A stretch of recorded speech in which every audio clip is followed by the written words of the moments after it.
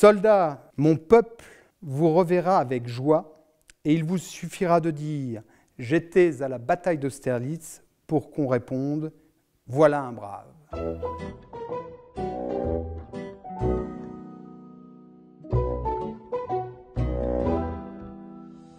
J'ai sorti pour l'occasion différents documents qui mettent en valeur les archives opérationnelles de la Grande Armée sur la bataille d'Austerlitz. Je vous ai sorti 2 ordres du jour dictés par Napoléon, celle du 1er décembre à la veille de la bataille et celle du 2 décembre après la bataille.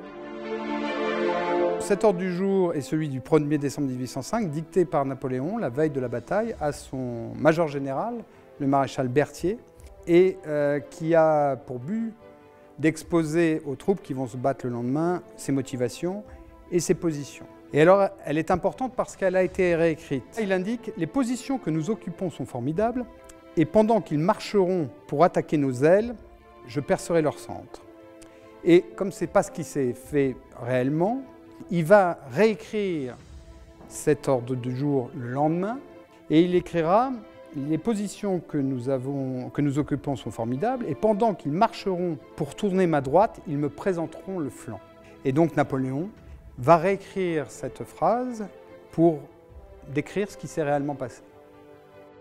Donc, voici l'ordre du jour du 2 décembre, qui a été dicté par Napoléon, signé de sa main. « Soldats, ce qui a échappé à votre fer s'est noyé dans les lacs. » Là, il va participer à la légende que les Russes et les Autrichiens se sont noyés dans les lacs à la droite du dispositif français, ce qui est faux.